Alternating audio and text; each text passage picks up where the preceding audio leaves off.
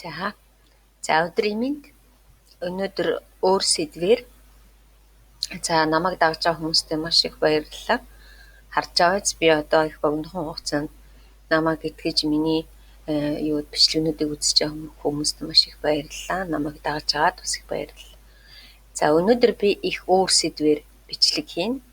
Энэ бол эмэгтэйчүүдтэй хүүхнүүдтэй зориулсан бичлэг. За саяхан ийм социологийн судалгаа гаргадаг шүү дээ. Судалгаа гаргасан чинь хүүхнүүдийн бараг 80 орчим хувь нь нурууны өвддөг. Тэгээд нурууны суулттай, нурууны морилттай, нурууны эвэр хийтэй гэсэн онш гарсан байна. Тэгээд шалтгаан нь болохтой зэрэг гол төлөв хүмүүс, эмэгтэй хүмүүс чинь нэгдүгээрт хар нялхаасаа ийм буруу цүнх үүрсэн их сонин шалтгаанууд гаргасан байлээ. Цүнхээ дандаа одоо нэг талдаа барьж явдаг. Одоо хүүхнүүд чинь эрэгтэй хүмүүс бол нэг тэр болгон цүнх бариа явдаг. Хүүхнүүд чинь бол их цүнх барьж явдаг. Тийм болохоор дандаа нөгөө нэг талдаа хар жижигнээс эхлээд дандаа нэг талдаа цүнх үүрж явдаг учраас хүнд одоо нурууны морилт их багаасаа эхэлж үүсдэг юм байна. Хоёрдугаарт нь нөгөө дэлгүүрлэг гүйж ороод одоо манайхан ч ерөөсө тэрэг чамаар энийг чамаар гэж зөндөө олон хүнд цүнхтэй. Одоо харин ч хүмүүс их машинаар явдаг болсон байна. Тэгээд эн чинь бол нэг талаараа одоо хүнд цүнх өөрөхгүй юм шиг мөртлөө нөгөө талаараа бас сөрөг нөлөөтэй байгаа.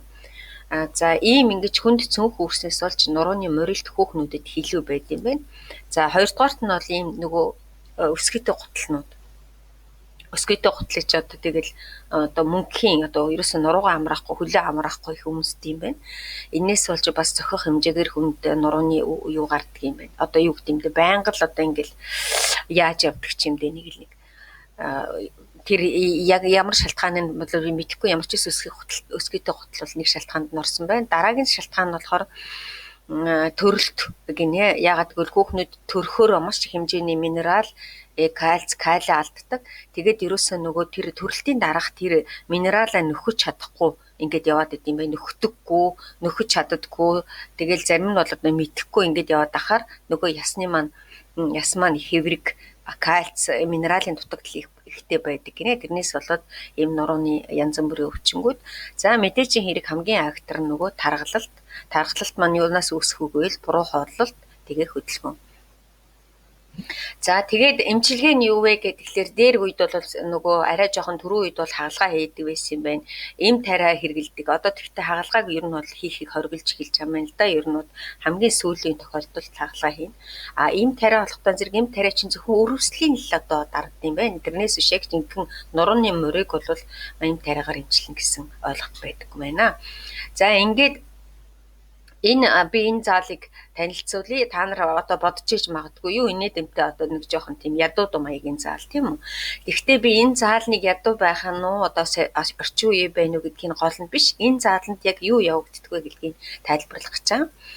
Ягаад гэвэл ийм шалтгаануудаас болоод одоо Украинд одоо маш их эмэгтэйчүүдийн ийм фитнес нэгдэж байгаа.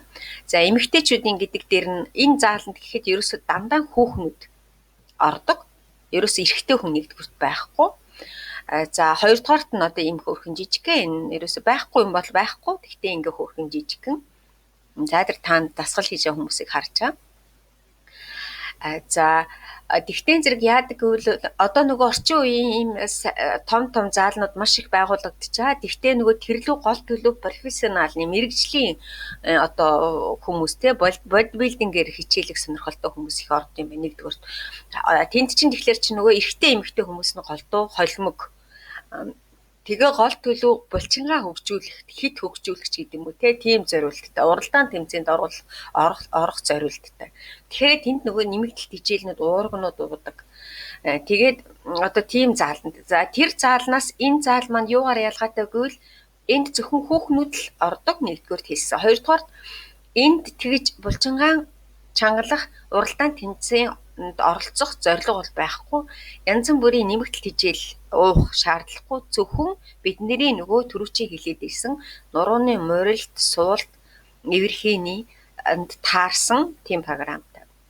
За тэгэхээр судалгаанаас харсан чинь хүүхнүүд гол төлөв ичээд ордоггүй гэсэн хариулт маш их байсан байна. Яагаад гэвэл нөгөө мэдээж манай хүүхнүүд чинь тарган, туранхай тийм ээ гидсэн унжицсан дөнгө төрсний дараа чинь бас ингээл гидс чинь бас нэлээ унжицсан. Ингээд ахаараа тийм зааланд орохоор одоо ичдэг тийм үү? Ичдэг учраас хойш нь тавиад яваад идэх юм байна.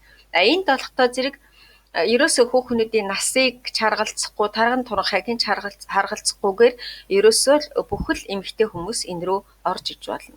За давуу тал нь болохоор дасгалжуулагч нь эмэгтэй. Тэгээд дасгалжуулагч маань хувь хүн болгонд өөрийн гэсэн програмтай. Жишээлбэл одоо хүзүүн өвддөг хүнд бол хүзүүний ямар ачаал нь болохгүй, ачаал нь болохгүй. Яг нуруунд дээр өвддөг бол тэргээд. Жишээлбэл одоо манай энэ зааланд гэхэд хөөхөн залуухан хүүхнүүд орж ирдэг. Гэхдээ одоо ямар ч байсан нөгөө өөрийнхөө ямар нэгэн булчин илүү хөгжүүлэх тийм үү? Эсвэл хит их турцсан байд юм бэ? Тэгээд хит их турцнаасаа болоод бас таргалж чаддаггүй. Тэгээ булчин ч байхгүй. Тэгээд тэр чинь бас л нэг нурууны өвчин үүсгэх шалтгаан болт юм. Тийм хүмүүс дандаа юм одоо энэ долготон зэрэг нарашивайт гэж хэлдэг. Энэ манайхаар бол булчин ургуулах гэсэн. За энэ дасгалжуулагч нь юу гэж хэлдэг вэ гэвэл хүний нурууны яс чинь ингээд нурууных нь хоёр хажуу талаар ясны хажуу талдаа булчин байж ах хэрэгтэй байна л да. Ер нь бол тэгээд булчингаар одоо тэр нурууныхаа ясыг одоо ингээд барьж ах хэрэгтэй. Тэгээд нөгөө булчингүй хүмүүс чинь нөгөө нурууны яс нь одоо хэрвээ хар үгээр хэлэх юм бол нурууных нь яс маань одоо юу гэдэг одоо жайжганаад идэх гэсэн үг байна ш. Насаа гэх тусам тэр ч одоо улмал муудаад идэх. Тэгэхээр энэ дасгалжуулагчийн гол зорилго нь бол тэр нурууны хажуу талын хоёр одоо нурууны болон бусад нөгөө яснуудын юунуудыг булчингуудыг одоо шинээр суулгаж өгдөг тий ургуулж өгдөг гэсэн. Ийм дасгал сургууль хийдэг. Дараагийнх нь болохтой зэрэг нөгөө хүүхнүүд чинь ерөөсөө одоо нөгөө юу гэдгийг ингээд янз бүрийн асуудалтай мөртлөө тэгээ тэрийнхаа нөгөө яг гаднаас нь ингээ харахад бүгдөө зүгээр юм шиг мөртлөө зарим хүмүүсийн нь одоо тэндийн булчингийн нэвтэйхэн болгочмоор тийм үү. Эсвэл бол одоо гуйных нь хоёр хажуу талаар хийх таргалцсан ч гэдэг юм уу. Тэр мэрийг одоо ингээд нэвтэйхэн зөв дасгалаараа ингээд хийх ийм. За тэрнээс гадна бас нөгөө зарим одоо өвчнүүд чинь үсэрч болохгүй, дихэрч болохгүй, гүйж болохгүй гэсэн заалтуудтай юм чи. Манайхан бол ерөөсөө тэрийг мэдэхгүй байна. Би өсөрч болох уу, дихэрч болохгүй юу гэдгийг мэдэхгүй ээжиж л ерөөсөө л фитнес зааланд ороод л өсрэл дихрээ явчихдаг. Энэ нь болохоор зарим одоо нурууны гэмтэлт бол эсрэг заалттай байд юм байна. Болдоггүй юм байна. За зарим хүмүүс болохтой зэрэг ерөөсөө гүйчж болохгүй. Энэ юун дээр болохоор гүйлтийн зам дээр бол ерөөсөө гүйж болохгүй зүгээр л хурдтай алхаж болно ч гэдэг юм. Тэр үнийг ерөөсөө манай энэ эмэгтэй дасгалжуулагч байна бүгдийг ингээд тэмдэглэлийн дэвтэр дээр бичээд энэ хүнд одоо яг ийм дасгал хийх хэрэгтэй. Энэ хүн ийм өвчтөө гэд ингээд бичсэн байдгийг. Тэгэхээр би бодожоо ягаад би энэ видеог хийж байгааг гэвэл манай одоо тэр современный орчин үеийн гой заалнууд гарцсан юм билий. Тэр чи ядаж нэг 7 хоногт тийм 2 өдөр нь ч юм уу дан хөөхнүүд зориулсан. Энэ ч гэдэг юм да. Эсвэл өдөр болгоны тэтэс цагийн хооронд дандаа хөөхнүүд байдаг ч юм уу. Ингээд дасгалжуулагч нь бас ингээд эмэгтэй хүн байгаад яг ингээд нөгөө насных нь юугаар ойлгодог. Ингээд хийх юм бол одоо хэрэгтэй юм болов гэсэн үүднээс би юу яаж байгаа. Энэ бичлэгийг оруулж байгаа. Тэгээд хамгийн гол нь хүүхнүүд маань өөрсдийнхөө биеийг л бид нэр л өөрийнхөө биеийг одоо хайрлж хамгаалахгүй бол нөхөр хичнээн сайн байсан тэд нар маань эрэгтэй хүн учраас тэр их юг одоо яг эмэгтэй хүн ингээд ийм тал дээр асуудалтай тоолтолтой яваад идэг ийм юм өвдөд идэг гэдгийг ойлгодог боловч бүр нөгөө яг ингэж юу гэдэг эрэгтэй хүн эмэгтэй хүн хоёр чинь хоёулаашаа л өөр одоо юутай гэсэн үг шүү дээ. Ойлголттой.